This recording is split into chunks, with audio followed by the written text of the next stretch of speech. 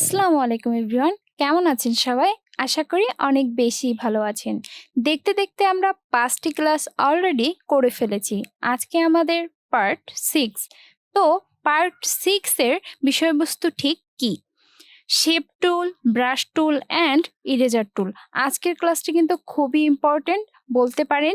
Adobe ইলাস্ট্রেটরের গভীর বিষয়গুলোতে আমরা আস্তে আস্তে আসছি, তাই কেউ স্কিপ করবেন না ভিডিও। এবার চলুন আমরা ইলাস্ট্রেটরে চলে যাই। প্রথমেই যেটি ছিল সেটি হলো শেপ টুল। তো শেপ টুল বলতে আমাদের এই আইকনটিকে বোঝায়। তো এই আইকনের এখানে এসে যখন মাউসের রাইট বাটন ক্লিক করব তখন কিন্তু আরও বিভিন্ন অপশন শো করবে। প্রথমেই যেটি আছে সেটি হলো রেক্ট্যাঙ্গেল শেপ। আমি শিফট এবং অল্টার চেপে একটি রেক্ট্যাঙ্গেল শেপ নিলাম। নেওয়ার পর এরপরে যেটি আছে সেটি হলো ইলিপস টুল। এরপর আমি আবারও শিফট অল্টার চেপে একটি শেপ নিলাম।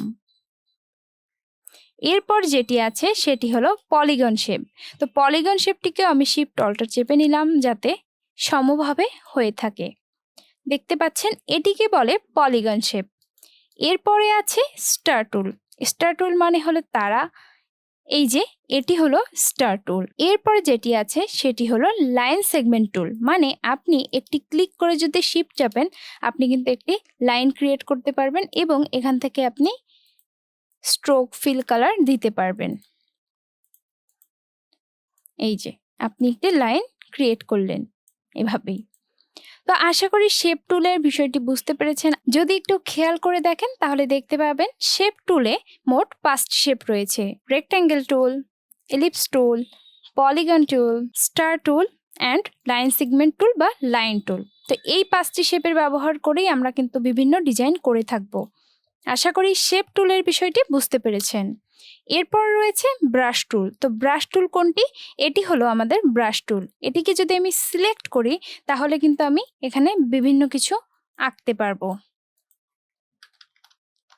তো শুধু ব্রাশ টুলের কিন্তু এই কাজ নয়, আরও কিছু কাজ রয়েছে। যেমন এখানে কিন্তু আমাদের একটি ব্রাশেস অপশন আছে। এটি যদি না থাকে তাহলে কিন্তু উইন্ডোজ থেকে ব্রাশেস এই অপশনটি আপনি নিয়ে আসতে পারবেন। তো আমার এখানে অলরেডি আনা আছে। শুধু যে আমরা ব্রাশ করতে পারবো তা কিন্তু না, আরও বিস্তারিত ব্যবহার রয়েছে। যেমন এখানে আমাদের রয়েছে ব্রাশ লাইব্রেরি মেনু। এই ব্রাশ লাইব্রেরি মেনুতে ক্লিক করে যদি আমি অ্যারোসে ক্লিক করি তারপর দেখতে পাবেন বিভিন্ন ধরনের অ্যারো এসে গেছে। তো আমি অ্যারো সিলেক্ট করে যদি ব্রাশ টুল সিলেক্ট করে আমি যেভাবেই আঁকবো আমার কিন্তু ওই অ্যারোটি পড়বে। এরপর যদি আমি এইটি সিলেক্ট করি দেখতে পাবেন ওটি কিন্তু ডিজাইন হচ্ছে।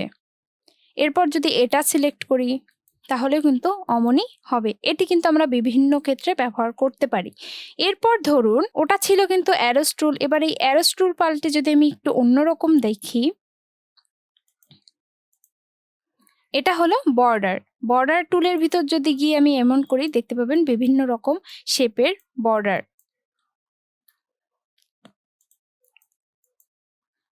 এরপরে আরও রয়েছে, আমরা এখান থেকে এটিকে কেটে দিব এবং আবারও এই লাইব্রেরিতে এসে ক্লিক করব। করার পর আমি একটু আর্টিস্টিকে ক্লিক করব এবং আর্টিস্টিকে কিন্তু অনেক ধরনের রয়েছে। তো আমি প্রথমটা একটু ক্লিক করে দেখাচ্ছি।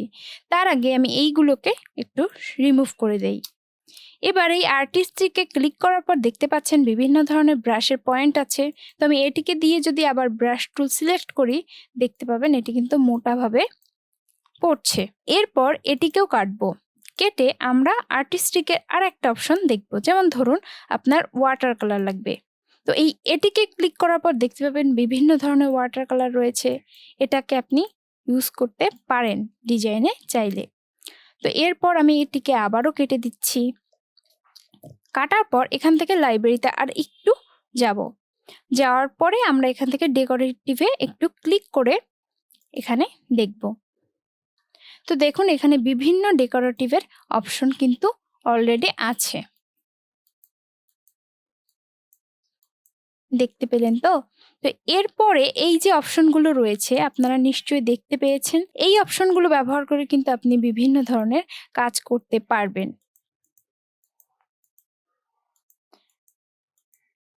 দেখতে পাচ্ছেন এগুলো কিন্তু আপনারা বিভিন্ন ক্ষেত্রে ইউজ করতে পারবেন। আশা করি ব্রাশ টুলের বিষয়টি বুঝতে পেরেছেন। ব্রাশ টুলে যদি আরেকটু ব্যবহার দেখাই তাহলে দেখতে পারবেন এখানে গ্রাঞ্জি ব্রাশের যদি দেই, আমরা কিন্তু বিভিন্ন টি-শার্টের ক্ষেত্রে এই গ্রাঞ্জি এফেক্টগুলো ইউজ করে থাকি। তো আমি ব্রাশ টুল নিয়ে যদি এই গ্রাঞ্জি এফেক্টগুলো ইউজ করি, দেখতে পাবেন এগুলো আমরা টি-শার্ট ডিজাইনের ক্ষেত্রে কিন্তু ভালোভাবে ইউজ করতে পারবো। আমাদেরকে ফ্রি পিক বা কোথা থেকে ডাউনলোড না করলেও চলবে। দেখতে পেয়েছেন নিশ্চয়ই। তো ব্রাশ টুলের বিস্তারিত আলোচনা তো করলামই। এবার চলুন আমরা আমাদের ৩য় নাম্বার পয়েন্টে চলে যাই। ৩য় নাম্বার পয়েন্টটি ছিল হলো ইরেজার টুল। এখন ইরেজার টুলটি বোঝানোর জন্য আমি প্রথমে একটি শেপ নিলাম। শেপটি নেওয়ার পর এখন ধরুন আপনি চাচ্ছেন এর মাঝ বরাবর কেটে দিবেন। আপনি যদি ইরেজার টুলের ব্যবহার নিয়ে করতে চান, আমি একটি রুলার মিডল পয়েন্টে নিলাম। তো এই পয়েন্টে বরাবর ধরেন আপনি কাটবেন। তো আমি যদি ইরেজার টুলটি সিলেক্ট করি, এটি হলো ইরেজার টুল। দেখুন এভাবে কাটলে কিন্তু কেটে যাচ্ছে। এখন আপনি চাচ্ছেন এই যে আমার গাইডলাইনটি আছে এটি বরাবর কাটতে, তার জন্য এখানেই আপনার ইরেজার টুলটি এনে কিবোর্ডের অল্টার কি প্রেস করবেন এবং এভাবে রিমুভ করবেন।